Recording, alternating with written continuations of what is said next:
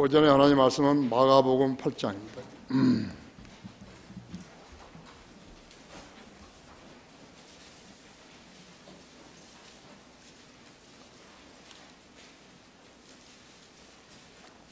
마가복음 8장 34절부터 38절까지 받들어서 읽습니다.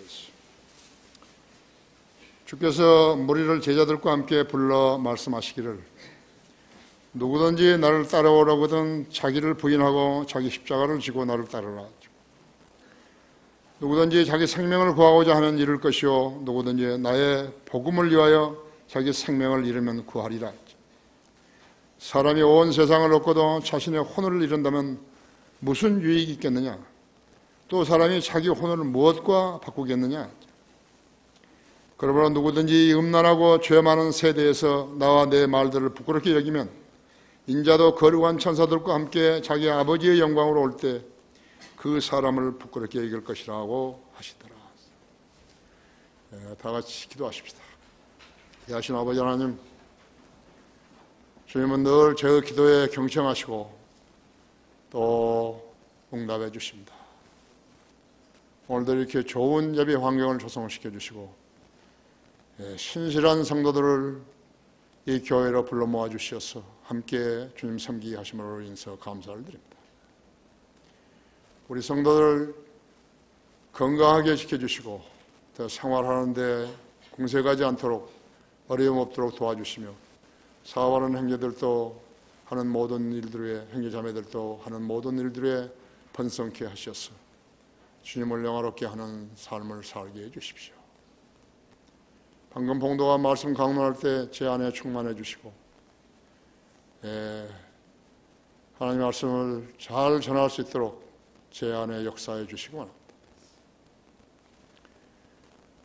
우리 성도들도 지각을 열어주시고 인터넷으로 국내에서 이 방송을 듣는 모든 사람들도 동일한 은혜로 일깨워 주시기 바랍니다.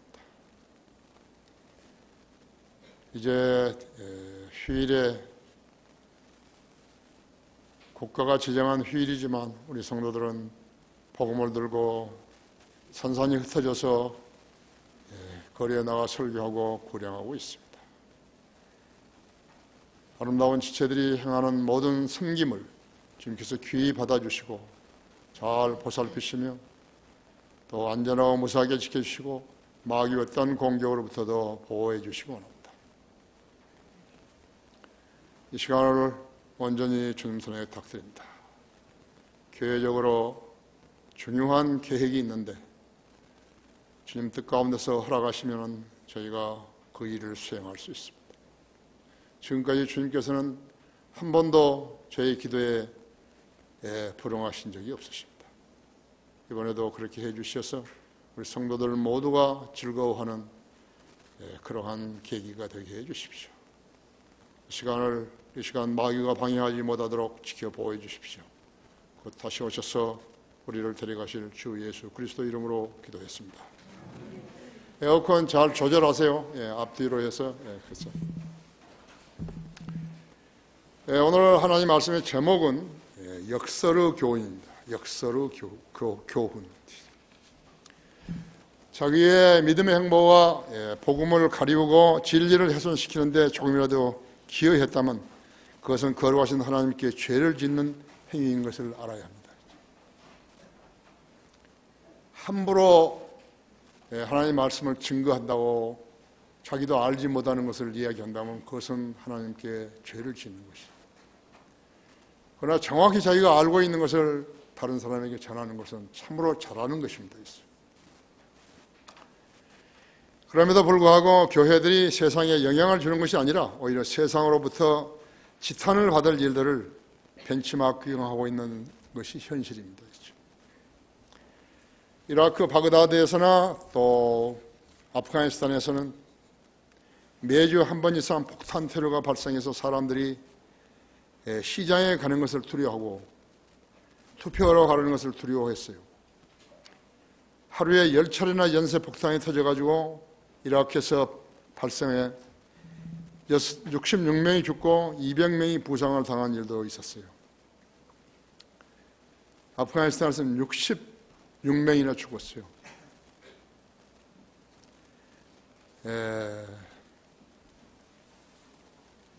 같은 이슬람 종교 시아파와 수니파 사이에 발생한 테러인 거예요. 이들은 사람이 죽이는 종교를 신봉하고 있는 것이. 그래서 그 종교를 신봉해서 뭐 할까요? 사람을 죽이는 것이 종교예요. 그렇죠? 구원받고 부활과 영생을 위한 종교가 아니라 살인하고 파멸시키기 위해서 종교를 부르짖는 것이에요. 그들의 신 알라는 그런 신이에요. 믿지 않는 것이 오히려 다양한 것이라고 하죠. 그런 알라를 믿는다는 인구가 11억 명이나 되는 것이에요. 북한을 한번 봐요. 그들은 그들의 인민을 얼마나 괴롭게 하는지 모른다. 수용소를 곳곳에다 세워놓고서 체제를 비판할 수는 전혀 없고요. 서로 감시하고서 무엇을 하는가 보고 그렇게 해서 자유를 박탈시켜버린 것이죠. 행복이 없어요. 서로를 경계하는 거예요. 학교 동창도 없고 동네 친구도 없고 없는 것이.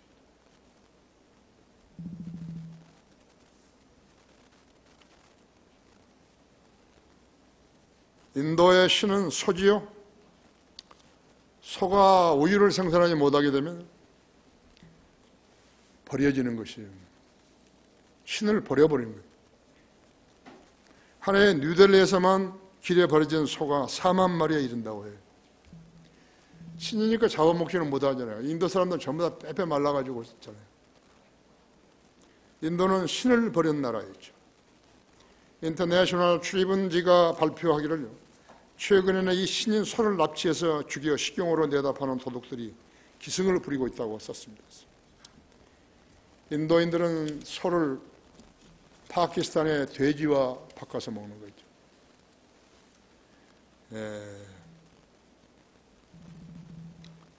파키스탄은 이슬람이기 때문에 돼지고기를 먹지 않지만요, 인도는 돼지고기를 먹기 때문에 바꿔 먹는 것이에요. 이런 종교를 믿는 사람이 10억 명이 넘는 것이죠. 교회로 돈을 버는 종교, 그것이 현대의 각국의 종교인 기독교이죠. 카톨릭에 속고 진리가 없는 개신교회들에게 속고 이단들에게 속고 있어요. 그래서 인간은 신을 불신하게 되어버린 것이에요. 고달픈 인생에서 소망을 줄 수 있는 신을 찾지 못한 인간은 허상에 기대하다가 죽으면 지옥으로 가게 되는 것이에요. 개신교회에서 지옥을 설계하지 않은 거죠.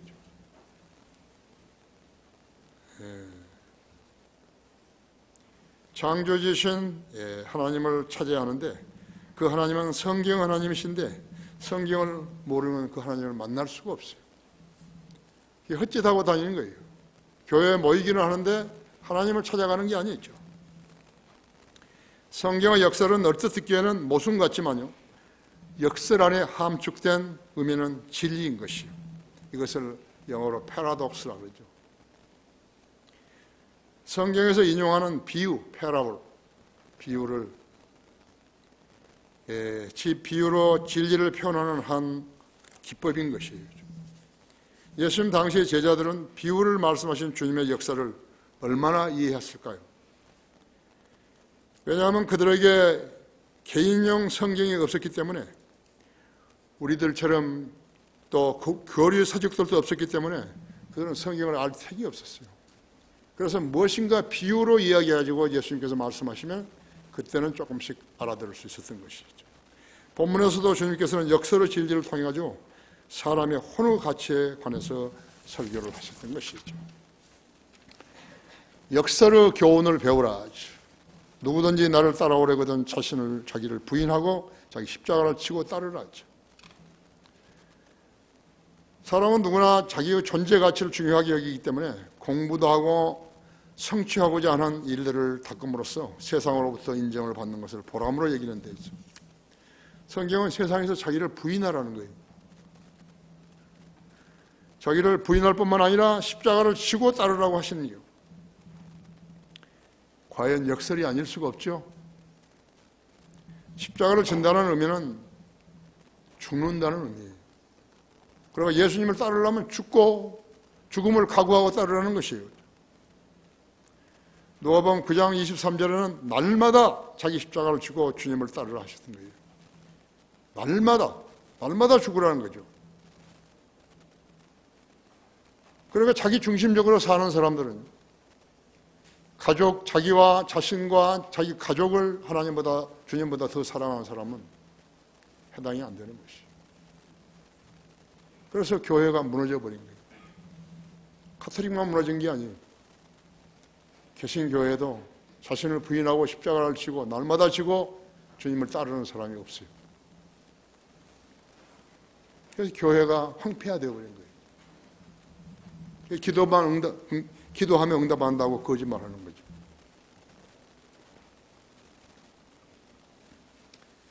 살려고 세상에 이 세상에 태어났는데 죽으라고 했다면 그 길과 그런 종교를 따를 사람이 있겠어요? 인생이 먼저인가 아니면 종교가 먼저인가이죠. 이런 보편적인 관조를 가진 사람이라면 진리와는 무관한 삶을 사는 것이, 진리를 따라 주님을 섬기는 것은 참으로 귀한 일이고 어려운 일인 것이. 그러니까 얼마나 많은 사람들이 교회는 다니지만 하나님을 속이고 자신을 속이는지 모르는 것이, 위선자들로 교회를 다니는 것이. 그래서 그 사람 성향에는 아무런 일도 안 일어나는 거예요. 다시 말하면 기도 응답도 없고 성경 읽어도 모르는 거예요.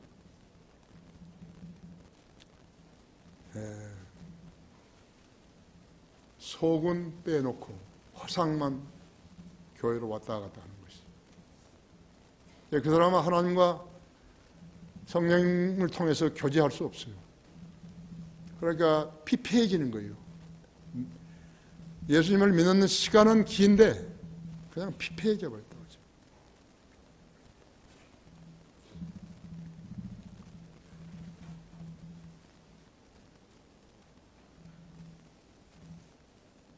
욥기 5장 6절 7절은요. 역경은 티끌에서 오는 것이 아니요 고생도 땅에서 생기는 것이 아니지만 불투가 위로 날아간 것 같이 사람은 고생하라고 태어났느니라 했죠. 욥기 5장 그랬죠. 욥기 5장에서 그렇게 말씀하신 것이.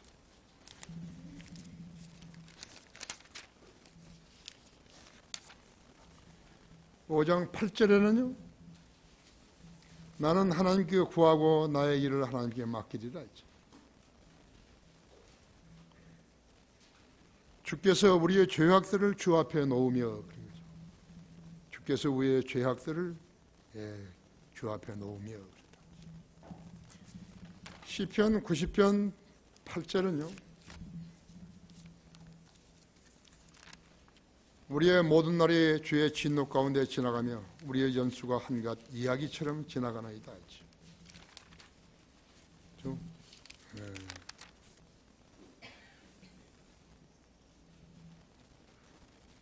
주께서 우리의 죄악들을 주 앞에 놓으시며 우리의 은밀한 죄를 주의 얼굴빛 가운데 두셨으니 우리의 모든 날에 주의 진노 가운데 지나가며 우리의 연수가 한갓 이야기처럼 지나가나이다. 우리의 연수가 70이요 강건하면 80이어도 그 연수 힘은 수고와 슬픔이니 이것이 곧 끊어지면 우리가 멀리 날아가리이다.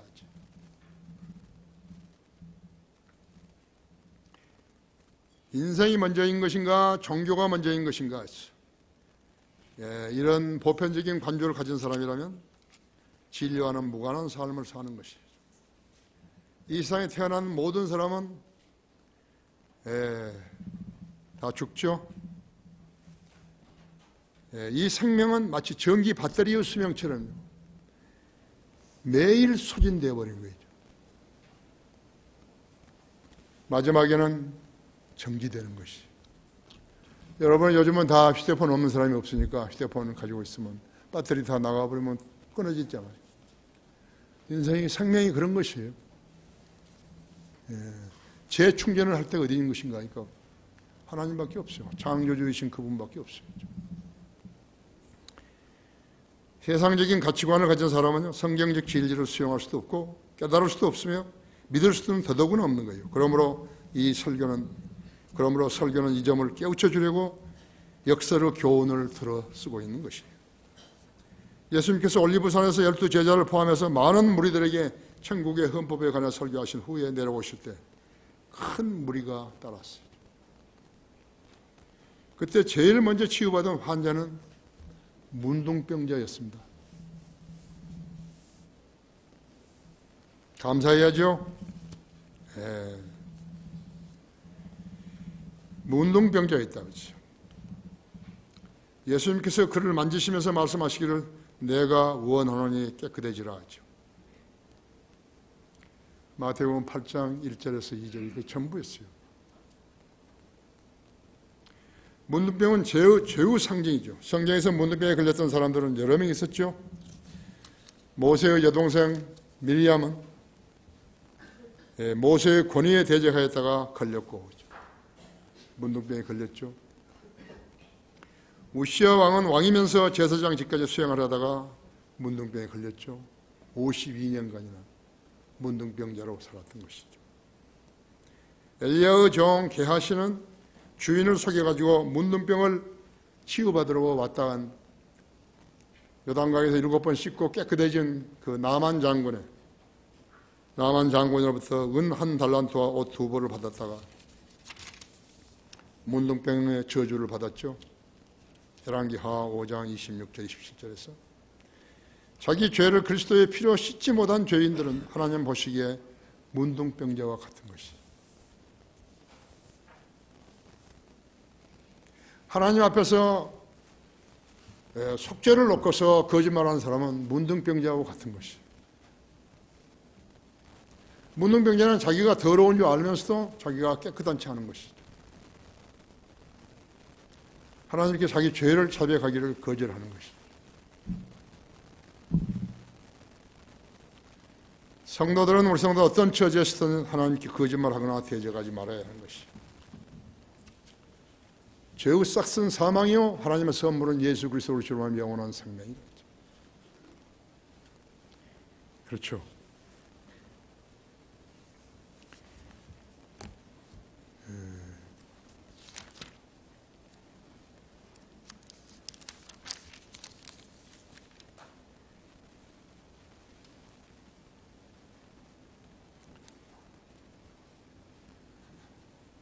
이는 율법 없이 하나님의 의가 나타났으니 율법과 선지자들을 통해서 증거된 것이니라 했죠.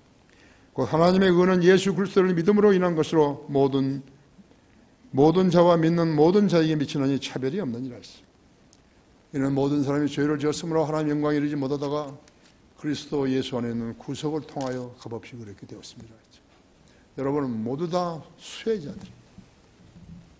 하나님 말씀에 기록된 대로 믿어서 죄사함을 받고 하나님의 자녀가 된 것이.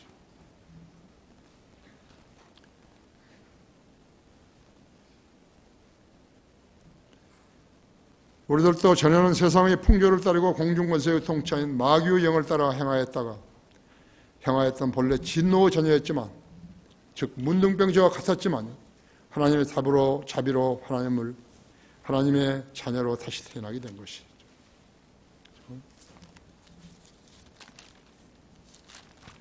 에베소서 4장을 한번 보십시오.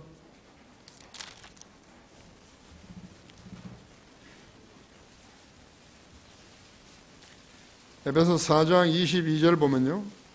제가 24절까지 읽을 텐데 이전 행실에 관해서는 기만의 욕망에 따라 썩어진 옛사람을 벗어버리고 너의 생각의 영 안에서 새롭게 되어 하나님을 따라 의와 참된 거룩함 안에서 창조된 새 사람을 입으라 하죠. 누구든지 그리스도 예수 안에서는 새로운 피조물이라 옛것은 지나갔으니 보라 모든 것이 새롭게 되었다. 인간이 아무리 기억력이 둔하다고 하지만 우리가 성경에서 중요한 구절들은 반드시 암송해야 되는 것입니다. 그리스도 안에 새로운 피조물이라 옛것은 지나갔으니 보라 모든 것이 새롭게 되었다. 모두 다 모든 것이 새롭게 되지 않은 사람들이 새롭게 되는 체 하고서 하나님 앞에서 거짓말할 때 그 사람은 죄인으로 남는 것이죠. 그게 복종과 순종이라는 것을 모르는 것이죠. 복종은 말을 했을 때죠. 순종은 말을 안 했어도 기록된 것을 보고서 자기가 알아서 믿는 것이죠. 그러니까 우리가 일주일에 한 번 예배 드리러 오는데 세상 것으로나 육신으로, 육신적인 것으로 다 때가 덮여 있을 때죠. 그래서 하나님의 말씀의 물로 깨끗이 씻는 것이죠. 교회에 와가지고서도 설교하는데 하나님의 말씀에 경청하지 않게 되면 그 사람은 때 묻은 채로 돌아가는 것이죠. 세상적인 걸 생각하고 육신적인 일들을 생각하다가 자기를 즐겁게 해주려고 하다가 그냥 때 묻은 채로 가는 것이죠. 이것이 습관이 됐다면 벗겨질 것이 없어요. 우리의 죄악은 예수 그리스도의 피로 지어진 것이. 하나님께 세상을 이처럼 사랑하셔서 그의 독생자를 주셨으니 누구든지 그를 믿으면 멸망하지 않고 영생을 얻게 하려 하심이라 했죠. 그런데 그 가치를 모르는 거예요. 자기가 영생을 얻은 사람이라는 것을 모르는 것이죠.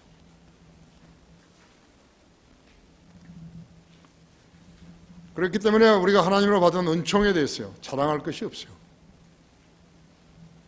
무엇을 자랑해요? 자기가 노력해서 된 게 아니에요. 은총은 값없이 주어진 선물이죠. 그리스도인이 하나님 앞에서 자기의 재능을 자랑하면 꼴불견이 되는 거겠죠. 성령님이 그 사람한테 재능을 주어서 글도 쓰고 성경도 가르치게 하고 설교도 하게 하는 것이죠. 거리에 나가 설교하는 것도 성령님이 역사하시는 것이죠. 육신적인 사람은 그래서 단 한 명도 혼을 주님 앞으로 이겨올 수 없어요. 성경을 체계적으로 아는 것도 마찬가지예요. 문둥병에 걸린 유대인들은 이스라엘 진영 안에 있을 수 없기 때문에 진영 밖에서 살아야 했죠. 이제 하나님이 제물을 잡고서요. 제물을 잡았는데 이제 고기는 이제 제물로 드리고요. 번제 드리고 피는 뿌리고 성소에 뿌리죠. 그럼 가죽과 내장과 똥은 어떻게 하는 거죠? 지정 밖으로 가서 불에 태웠죠. 불에 태웠어요.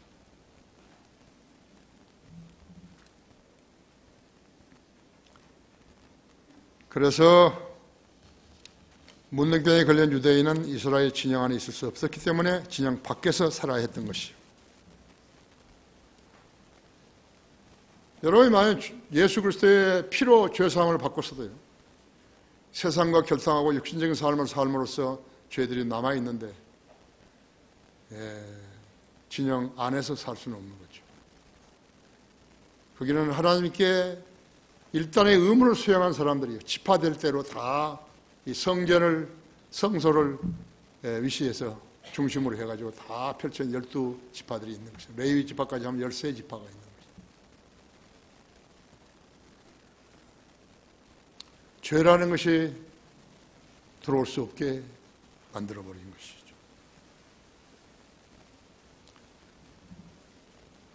예수님께서는 우리의 죄들을 깨끗게 해주시려고 성문 밖에서 고난을 받으셨다고 히브리서 13장 13절에 있는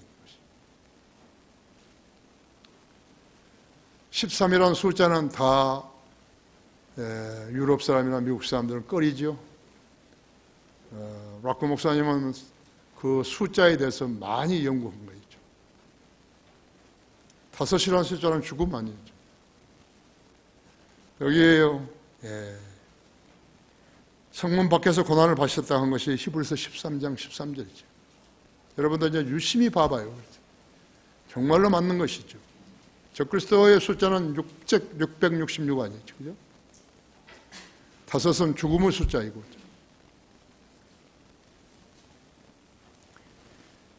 그러므로 우리도 그 수치를 짊어지고 진영밖에 있는 그에게로 나아가자고 쓴 것이. 주님은 우리 죄인들을 깨끗이 하시려고 벌레가 되셨고 뱀이 되셨죠. 노뱀이 되신 거죠. 민수기에서 광야에서 대적했던 이스라엘 민족은 하나님께서 뱀을 풀어가지고 물게 하신 것이. 뱀에 물리면 다 죽었다고 했죠. 그런데 모세가 놋뱀을 만들어가지고 장대에 세워서 그 놋뱀을 쳐다보면 죽지 않는다고. 그렇듯 살아난 것이.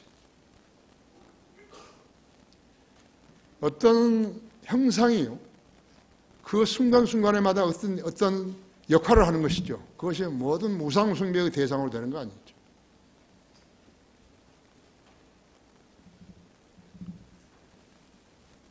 나도 공부를 해야 되겠구나. 나도 성경을 공부해야 되겠구나. 그것이 이제 벅차오르게 되면 그 사람은 자기가 하던 일을 멈추고 성경을 공부하는 것이. 그건 도전받지 못했다면 그냥 그대로 사는 거예요. 언제 후회하는 것인가 하니까 이제 숨이 꼴딱 넘어가려고 그 직전까지 후회하는 거지. 나도 그랬어야 했는데. 나도 그랬어야 했는데.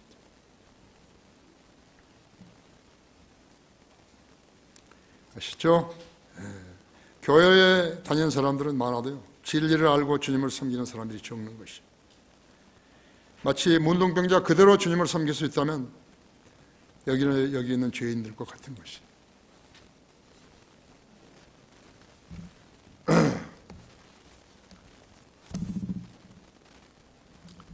34절에서 주께서 무리를 제자들과 함께 불러 말씀하니 누구든지 나를 따라오려거든 자기를 부인하고 자기 십자가를 지고 나를 따르라 했죠. 역설의 교훈을 배우라 하죠. 두 번째로 사람이 자기 혼을 무엇과 바꾸겠느냐 하죠. 35절에서 누구든지 자기 생명을 구하고자 하면 잃을 것이요 누구든지 나와 복음을 위하여서 자기 생명을 잃으면 구하리라 했죠. 사람이 온 세상을 얻고도 자신의 혼을 잃는다면 무슨 유익이 있겠느냐 했죠. 무슨 어려웠나요? 그 말씀이 전혀 어렵지 않죠. 누구든지 자기 생명을 구하고자 하면 잃을 것이요 잃으면 구하리라 했죠. 이 세상의 모든 역설 가운데 이보다 더 큰 역설은 아마 없을 거겠죠. 한 번뿐인 목숨을 잃으면 구하게 될 것이라는 법칙이 있을 수 있겠어요? 세상의 과학, 철학, 이론, 인간이 만들어놓은 철학, 이론이죠. 세상 종교와 교육에는 이런 진리가 없어요. 이 역설은 예수님의 역설이고 성경에만 있는 것이에요. 나는 길이요 진리요 생명이라 했죠. 나로 말미암지 않고 아버지께 올 사람은 아무도 없다 했죠. 왜 소위 개신교회라는 교단 교회 사람들은 없는 것이? 우리 같은 의역이 왜 없는 것이? 그 사람 거듭나지 않았기 때문에 그런 것이 첫째가 있죠. 둘째는 성경보다 자기가 똑똑하다고 생각하는 거죠. 선지자보다도 자기가 더 똑똑하다고 생각하는 거라. 사도들보다도 자기가 더 똑똑하다고 생각하는 것이. 한 번뿐인 목숨을 잃으면 구하게 될 것이라는 법칙이 있을 수 있겠어요? 세상의 과학, 철학, 이론이 세상 종교와 교육은 이런 진리 없다 했지. 이 역설은 예수님의 역설이고 성경에만 있는 것이요. 그래서 성경 외에는 거듭남이 없는 것이요.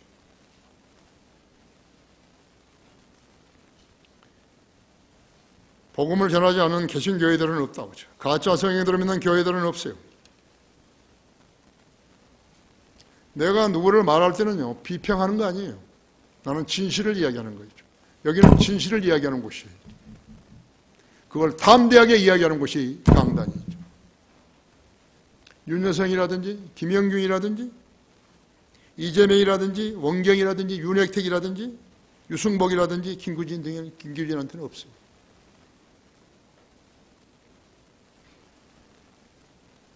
그들은 복음을 전하는 게 아니에요. 먹고 살기 위해서 복음을 전한 채 하는 것이.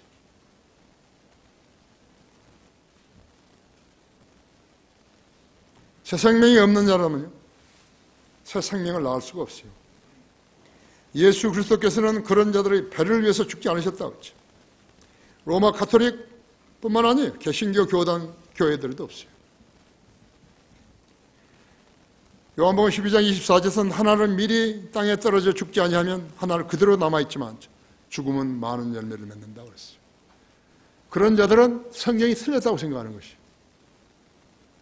내가 있어야지 교회도 있고 나를 따르는 사람들도 있다고 생각하는 것이. 아니, 나는 여기 있는 우리 성도들 보고서요, 개인적으로 나를 따르라고 그러는 사람 한 사람도 없어요.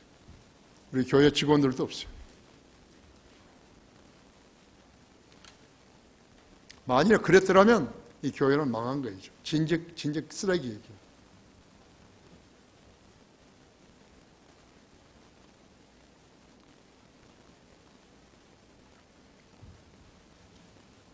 거기 마태복음 28장 6절 한번 보십시오.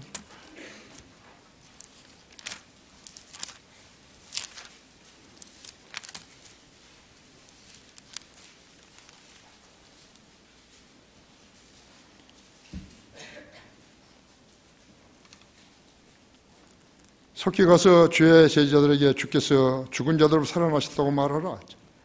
보라, 주께서 너희보다 먼저 갈릴리로 가시나니 거기서 너희가 주를 뵙게 되리라. 보라, 내가 너희에게 말하였으리라고 하니, 그들이 두려움과 큰 기쁨으로 무덤에서 급히 떠나 주의 제자들에게 말하려고 달려가더라 했지.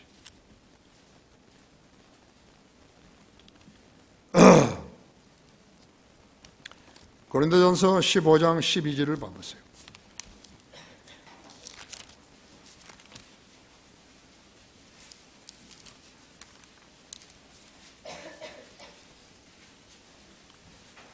이제 그리스도께 죽은 자들로부터 살아나신 것이 전파되었는데 어찌하여 너희 가운데 어떤 사람들은 죽은 자들의 부활이 없다고 말하느냐. 그러나 죽은 자들이 부활이 없다면 그리스도도 살아나지 못하셨으리라. 만일 그리스도께서 살아나지 못하셨다면 우리가 전파하는 것도 헛것이요 너희의 믿음 또한 헛것이라. 뿐만 아니라 우리는 하나님의 거짓 증인들로 밝혀지리니 우리가 하나님께서 그리스도를 살리셨다고 증거했기 때문이라. 만일 죽은 자들이 정녕 살아나지 아니한다면 그분께서 그리스도를 살리지 아니하셨으리라. 그렇죠? 그랬더라면 어떻게 된 거죠? 우리는 이 세상에서 가장 비참한 사람들인 것이죠. 거짓말을 했기 때문에. 거짓말은 마귀 자식들이 하는 거 아니에요.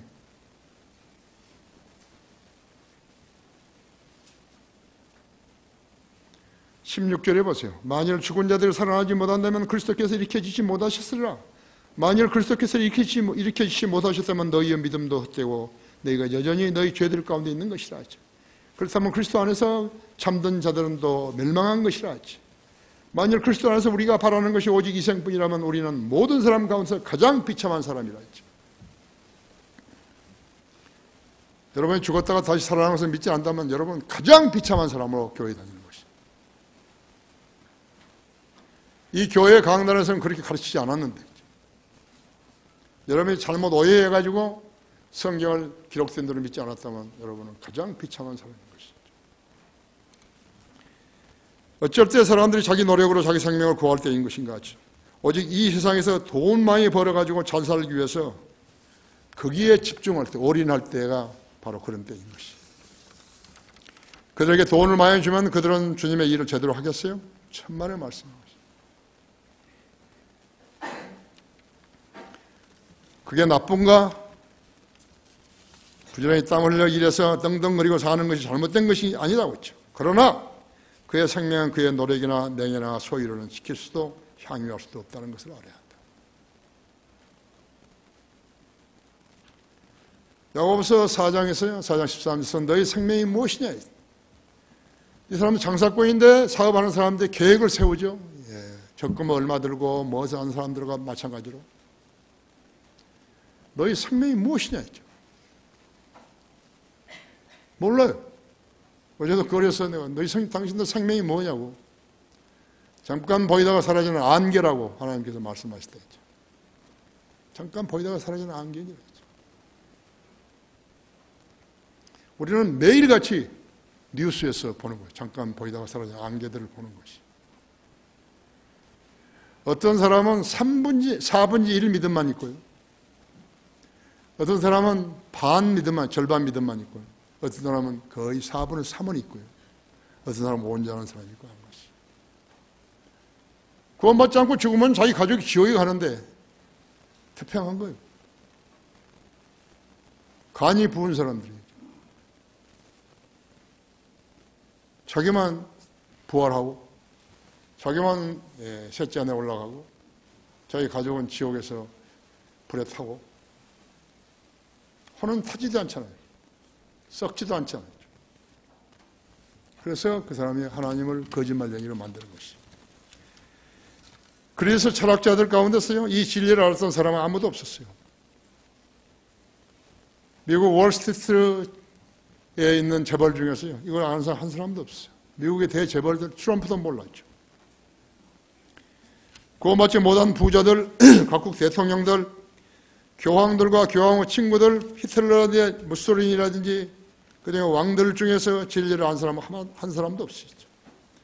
미국, 영국, 일본, 덴마크, 스웨덴, 노르웨이, 스위스 없어요.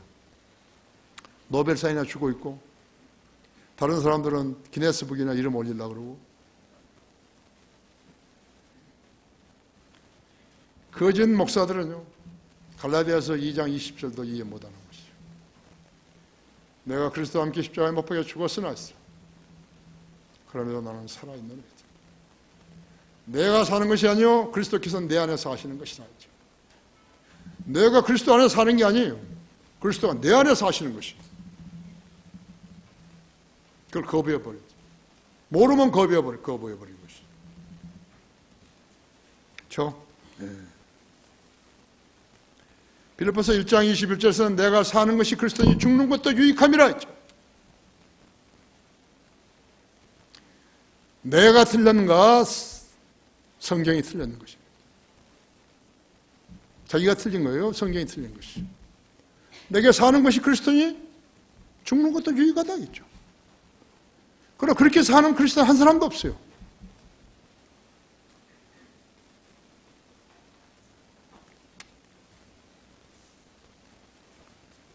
그런 사람이 없어요.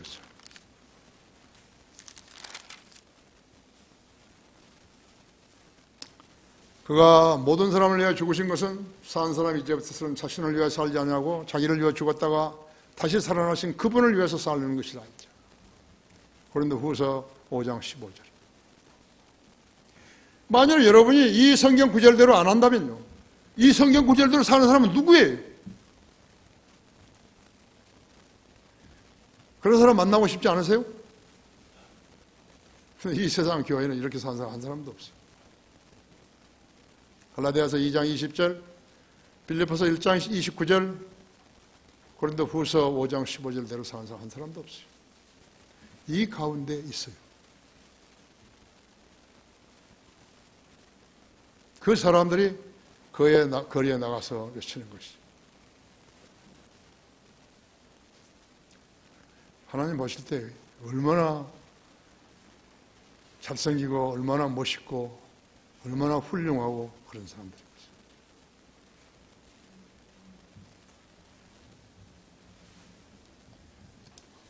거죠. 너는 왜 거리 설교하는데 한 사람도 구령 못 오고 오냐? 그거 아니에요. 그렇게 모르는 하나님 아니에요. 저는 최선을 다했습니다. 마귀 세력이 너무 강한 것 같습니다.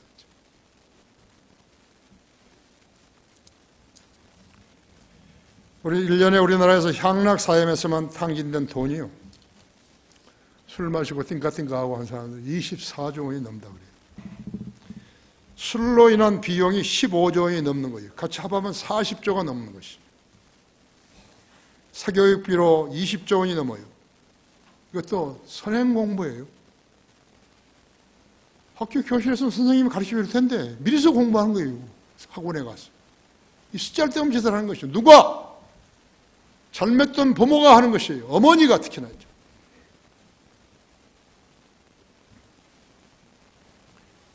점치는데 5조 원이 들고요. 불안해가지고요. 자기가 언제 죽을지 모르니까요. 그래서 점을 치는 거죠. 그렇게 해서 점쟁이들을 먹여 살리는 거죠. 흡연으로 인한 진료비가 1조 6천억 원이죠. 담배값 표지 이렇게 뉴스에서 보니까요. 엄청나더라고요. 그럼 못 구는 거예요. 장례 비용은 또 얼마나 되는 거예요.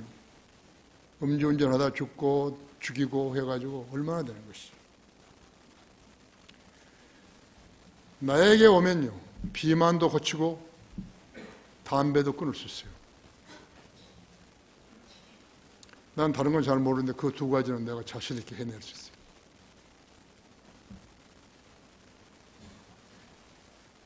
이렇게 혁명을 일으켰잖아요. 그렇죠. 나는 22년 피웠던 담배를 한 달도 안 돼서 끊었는데요. 내 동료들이 나보고 아주 악질이라고 그랬다고 했어요. 너도 해봐라. 하나님의 능력으로 한 거죠.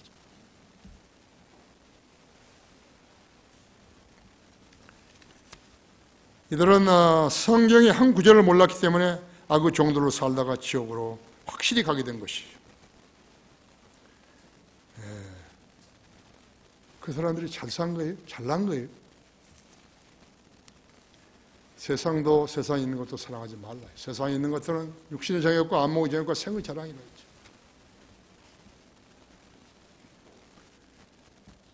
돈 벌고 쾌락을 누리고 출세하려고 애를 쓰고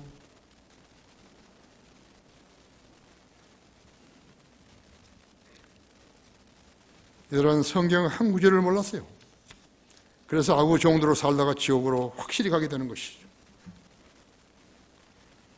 성경은 그냥 뒤적거리는 책이 아니에요. 폈으면 읽어야 하는 것이죠. 66권이죠.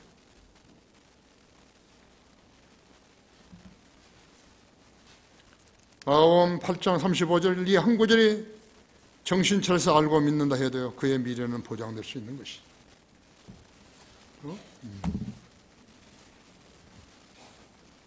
누구든지 자기 생명을 구하고자 하면 잃을 것이요 누구든지 나와 복음을 위하여 자기 생명을 잃으면 구하리라 했죠. 우리 주변에는 이 진리조차도 모르는 사람들이 너무 많은 거예요. 가족 중에도 있고 친구, 친척 중에도 있는 것이죠. 심지어는 부모도 있는 거예요. 교회에 오래 다녔다가 숨어 사는 사람들도 있어요. 지금도 있어요. 우리 교회에도 있어요. 오래 다녔는데 크리스천 중고등학교 나왔는데도 지금 숨어 사는 사람도 있어요. 대한항공 봐요. 거대한 기업이 쓰러지려고 하고 있는 것이죠.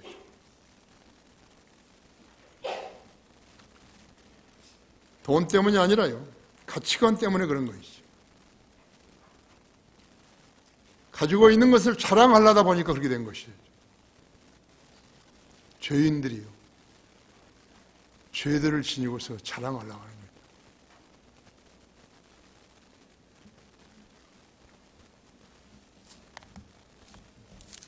거예요. 제대로 되려면요, 성경을 봤으면 알죠. 성경을 봤으면 알잖아요. 이뿐만 아니라 너희가 더욱 전심전력하여서 너희의 믿음의 덕의 지식을, 지식의 절제를, 절제의 인내를, 인내의 경건을, 경건의 형제우애를, 형제우애의 사랑을 더하라 했죠. 막 이렇게 살았다면 어떻게 돼요? 베드로후서 1장 5절처럼 살았다면 어떻게 돼요? 5절 6절처럼요. 이런 것들이 너희 안에 있어 풍성해지면 그것들이 너희로 우리 주 예수 그리스도에 대한 지식에 관한 게으르거나 열매 없는 자가 되지 않게 할 것이라 하지. 근데 이게 없어요. 이걸 몰랐기 때문에 그런 거예요. 성경 두 구절을 몰랐어. 믿음의 덕을, 덕의 절제를, 절제의 인내를, 인내의 경건, 경건의 형제우애를, 형제우애의 사랑을 더하라. 그래서 망하는 거예요. 그 사람만 망한 거 아니에요. 수도 없이 망하는 거예요.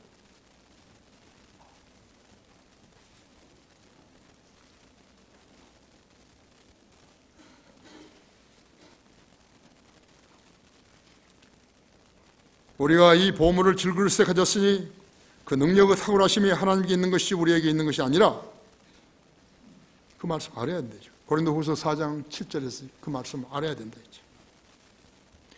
복은 아무나 항의하는 거 아니었죠. 세상 돌아가는 꼴을 봐요. 대통령이 정치도 할 줄 모르는 사람이 대통령이 된 거예요.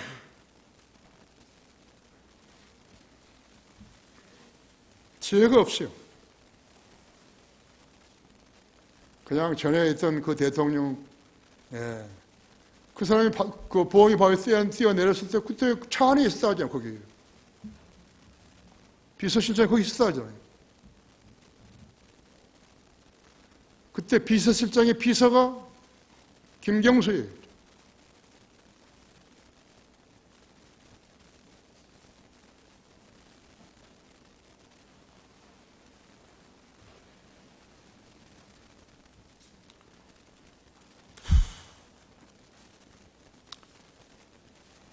생명의 근원시요 지혜 원천이시며 모든 보화의 보고이신 그분께서 누구든지 나와 복음을 위하여 생명을 잃으면 구하리라고 말씀하시더랬죠.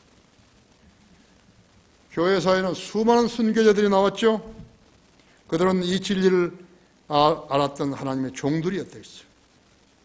그들은 짧은 지상 생명을 더 살려고 진리를 부인한 성도들 아니었죠. 부활과 영생의 소망을 지닌 사람들이었다했죠.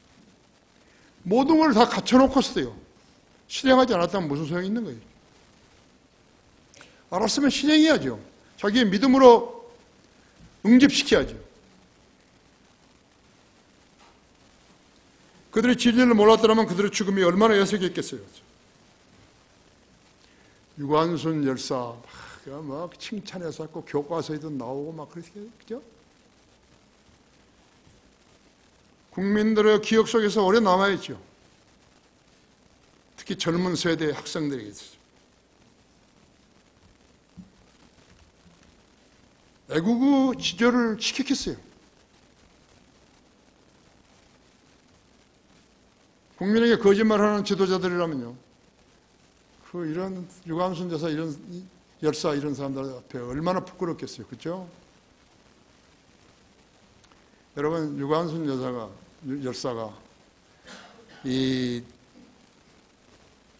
유공자, 국가 유공자 몇 급이나 된 줄 아십니까? 3급이에요, 3급.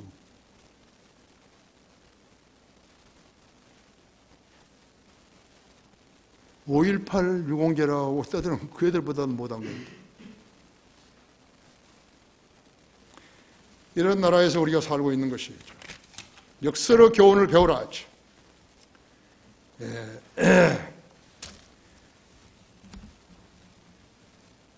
37절이죠. 사람이 온 세상을 얻고도 자기 혼을 잃으면 무슨 소용이 있느냐 했죠. 또 사람이 자기 혼을 못가 바꾸겠느냐 했죠. 그러면 누구든지 이 음란하고 죄 많은 세대에서 나와 내 말들을 부끄럽게 여기면 인자도 거룩한 천사들과 함께 자기 아버지 영광으로 올 때 그 사람을 부끄럽게 여길 것이라고 하시더라고요. 주님께서 빈말로 한번 해보신 거예요.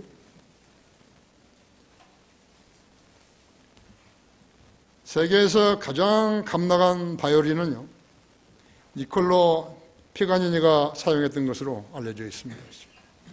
2003년 11월 3일 날이죠. 미국으로 한 재즈 연주자가 미국 링컨 센터에서 45분간 연주하기 위해서 이 바이올린을 10월 31일 날 이태리 제노바로부터 뉴욕 공항으로 옮겼는데 보험금만 470억 원이었습니다. 바이올린인데.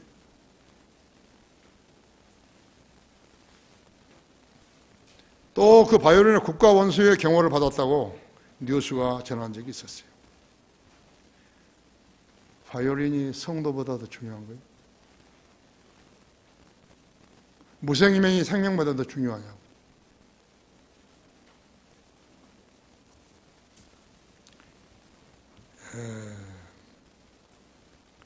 그러나 성도보다 더 존귀하게 여기는 것이 곧 세상이에요. 곧 사라질 세상이라고. 이 짓을 하고 있는 거예요. 이 바이올린은 약 260년 전 주세페 과리니에리 이 사람이 만든 것인데 니콜로 파가니니가 사용하다가 그가 죽기 전에 1840년에 제노바 시에다가 기증한 것이라 합니다. 이 세상에 어떤 사람이 몸값을 얼마나 되기 때문에 며칠간 쓰려고 대서양을 건너는데 보험금만 470억 원을 내야 되는 것이죠. 이거 세상이죠. 어떻게 해서 그 바이올린이 국가 원수급 경호를 받아야 되냐고. 국가 원수급은 어떻게 하는 거예요? 링컨 리무진 차가 몇 대가 따라가는 거예요. 어쩐 차에다가 실었는지도 모르고.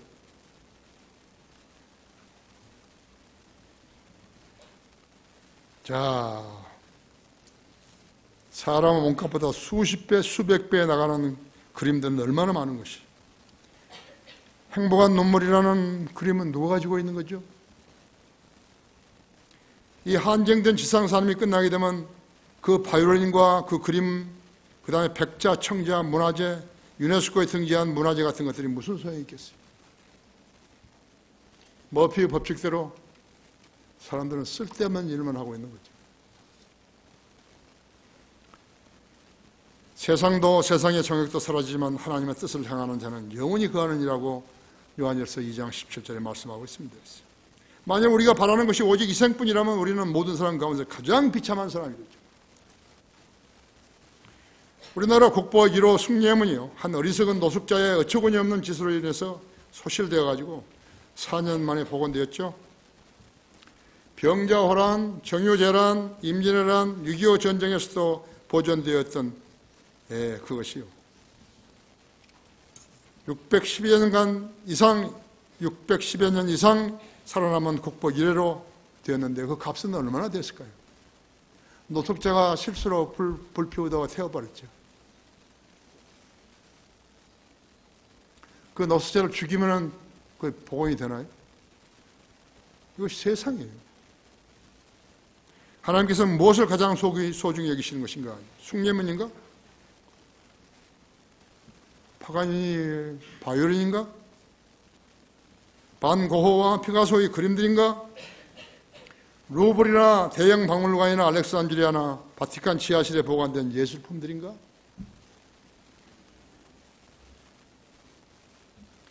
고린도전서 7장 31절은 때가 얼마 남지 않았으니 이는 이 세상의 형체가 사라져감이라고 말씀하신 것이죠. 여러분이 가장 귀하게 여긴 것도요, 형체가 사라져버립니다.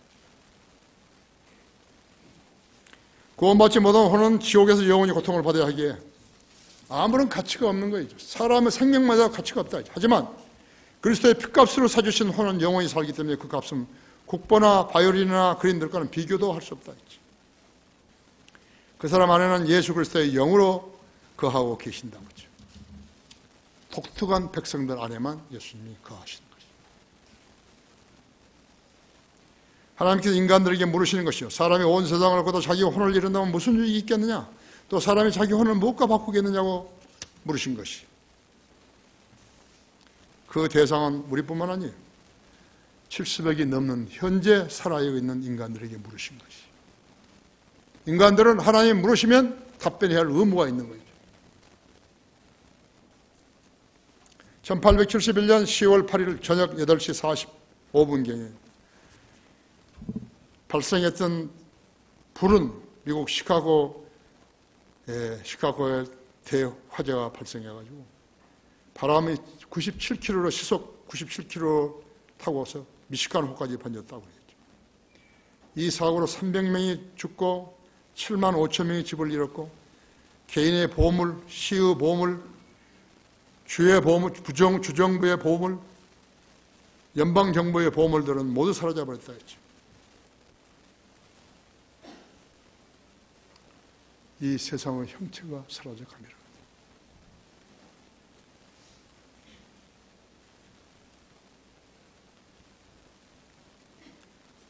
주님의 명령은 음란하고 죄 많은 세대에서 주님과 말씀을 부끄럽게 여겼다면 그 사람을 부끄럽게 여기시겠다는 것이.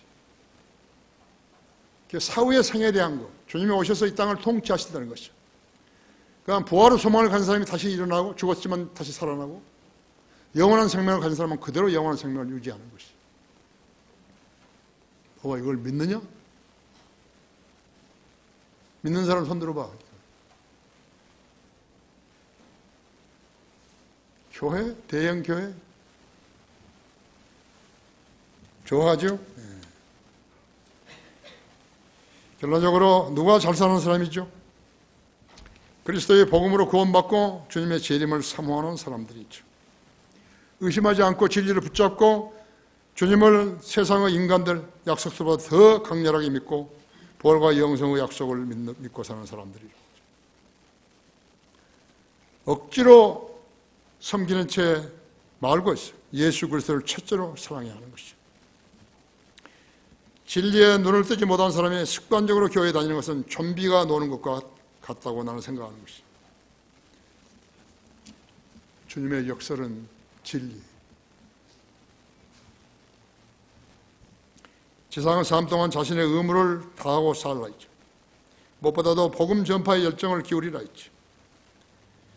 거기에 보상이 있는 것이죠. 그렇게 하고 살면 주님께서 통행해 주신다고 약속하신 것이죠. 거짓이나 비진리하는 어떤 행태로든지 타협을 해서는 안 되는 것이죠. 그렇게 살았으면 잘 믿고 사는 것입니다. 이 강단에서는 그 점만을 강조하는 것이죠. 여러분 자신이 이 설교를 통해서 여러분 자신을 살펴보는 소중한 계기가 되었으면 좋겠어요. 기도하십시다.